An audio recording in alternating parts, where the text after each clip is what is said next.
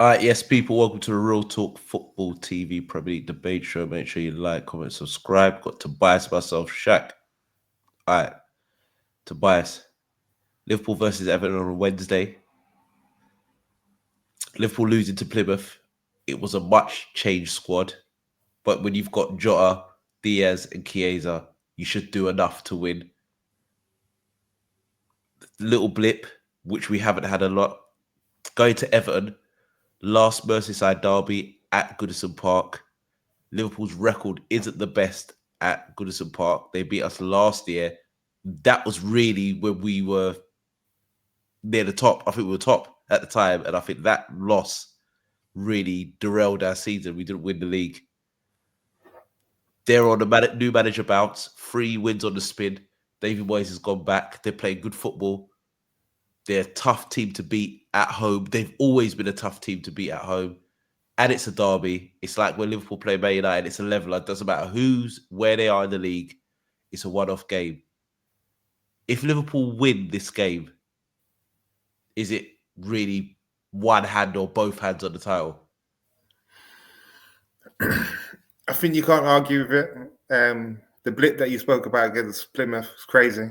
As you said, top 3, doesn't matter what type of team you put out there. They might have a new manager bounce since Rooney. I'm not sure, but bottom of the championship to beating the best team in Europe, everyone was saying previously, isn't it? Untarnished. Like Slot has been the Messiah, has done everything right, hasn't he? Since he's come in, he's just slipped under the radar. I personally think he missed the trick with the FA Cup. I know you're saying that. I do. I believe he missed the trick. Given the prestige of the FA Cup in itself as well, he definitely missed the trick. I think he played better teams in the League Cup, surely. Yeah. But we did play a match Thursday. Personally, I think he's learned from Klopp. I don't think you can chase 4. I really don't. So he's thinking to himself, you know what? Play this team. Bonus if we get through. If not, it's not the end of the world. We're in a cup final already. But did he need to play a team as depleted as what he was? Yes, because I think the league is what he really wants, and I think everything else is a bonus. If he can nick the Carabao Cup with a league title in his first season, that's amazing. No one expected us to be there. Really, with the squad we have, we maybe should have, but because it was a new manager, if he can win the league in his first season and pick up a domestic trophy, which is the Carabao Cup, everything else is a bonus. If we can go deep in the Champions League, if we can keep everybody fit, I think we can go deep. I don't know about we're the best team in Europe. As long as Real Madrid are in this competition, to me, they're the best team in Europe. No matter what. I'm saying on form basis, and how it's been looking across the season. Like we was unbeaten in Champions League. Yeah, we lost one towards the end. Yeah, when we changed our squad. So that was all said and done. Then how far you've gone in the Carabao Cup, top of the league. I think this is where you've got failed previously in terms of Slots had signed one player this time around. It's Chiesa. I think January come, as much as I'm not one to be calling for signings in January at any given point, I feel like he had enough in the bank, given what he's done, and you're chasing 4 to allow some sort of flexibility in the transfer market. Surely there must be a player out there that he believes can improve the squad. 100%. Or a centre midfielder. Personally. I agree. And I think this is the problem with FSG in the sense of they don't really go out and spend. And really, if he does win it'd be interesting. If he does win the league, and if we'll go on and win the league, it'd be interesting to see if they actually back him next season, like back him properly, because this team could still improve. It still has holes where it could improve. Could prove as need a number 9, lead a left back, and still need a DM with Gravenberch to rotate. You can't let him. The guy's played every minute of every game, really, in the Prem. Basically. And you're lucky his fitness is held up. I know. I just think lucky because he's young. I think youth has killed, saved him, because he hasn't really played for 18 months properly, like this consistency.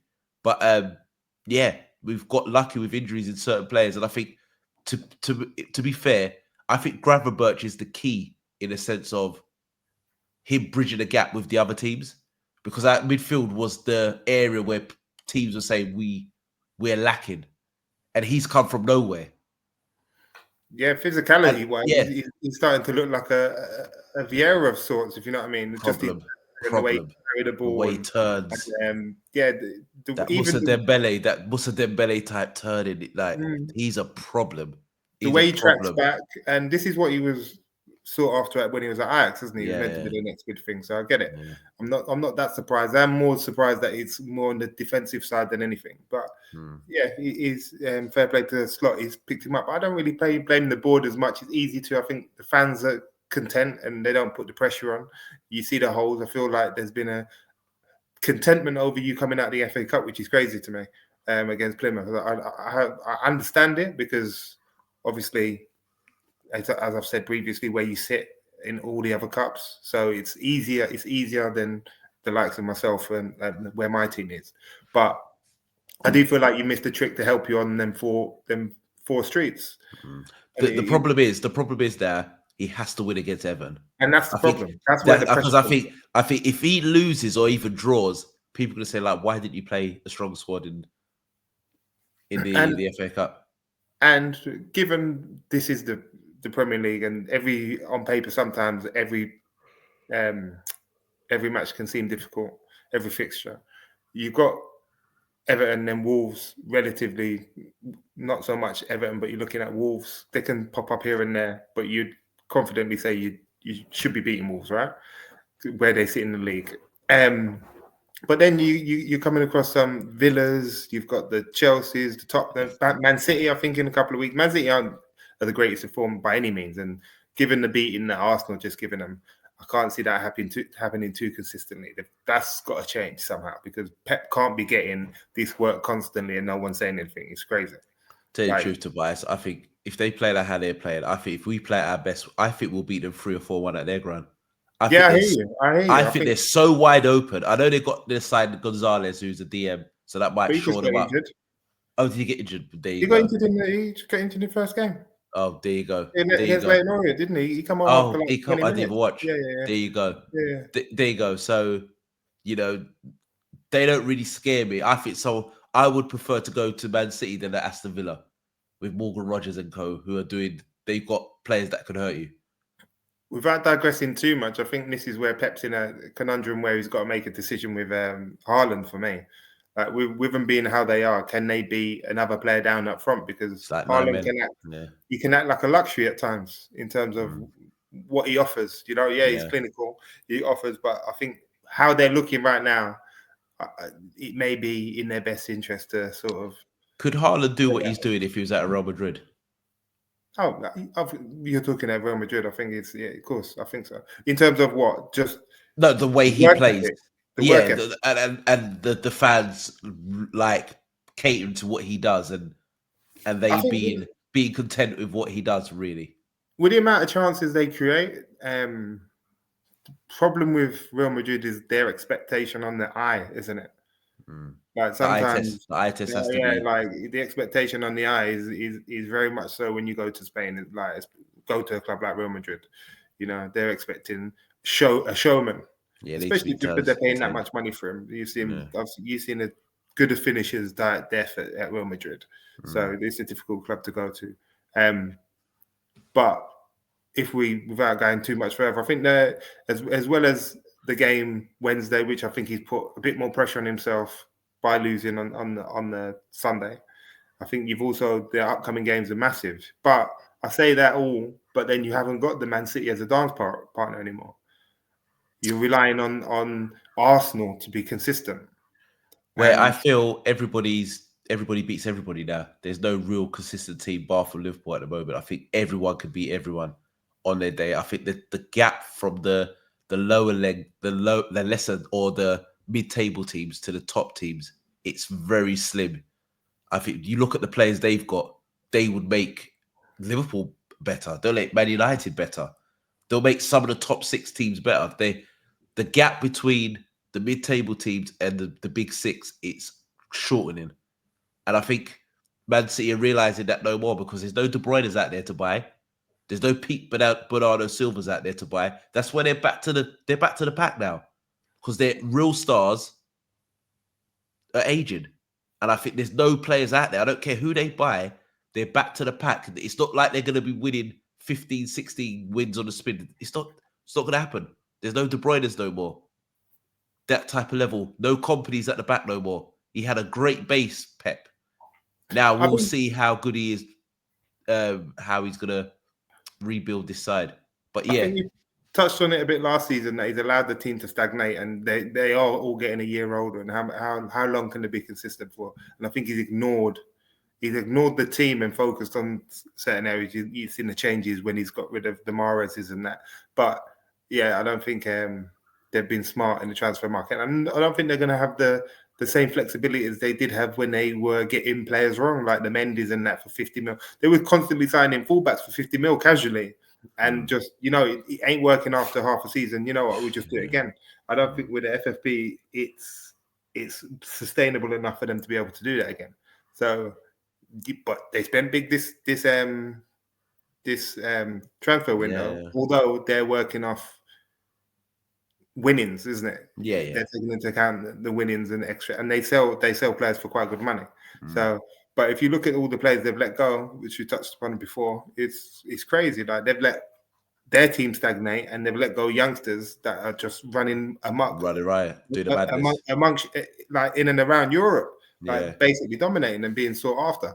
So it's a bit of a funny one. Maybe Pep's arrogance has has sort of led him to the place he's in now. So it'd be interesting to see him rebuild.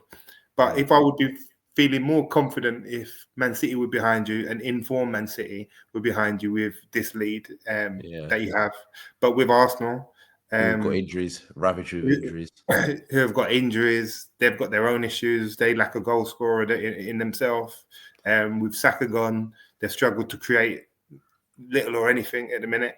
So I think, and then they're on their touch and go. Every game seems like a massive game for them. Yeah, because the fan base. They feel like they're on life support every time they're playing. Like their fan base is just like a fuse right now. Ticking time bomb. They're just ready, So it's who's right, isn't it? That the Arteta's outers versus the ones that wanted him in for so long. But there's only a certain amount of time that they're going to be happy with finishing second, and I don't think this season with Slot doing what he's doing, coming in first season. Yeah, we've been waiting on this Man City slip up, and Man City has slipped up, and then you're not even the guys to be there. Yeah. So if it was anyone else, I'll say anyone else. If it was Man City, apart from Arsenal, I'd be a lot more confident. But with how it sits, I'd say that you could potentially.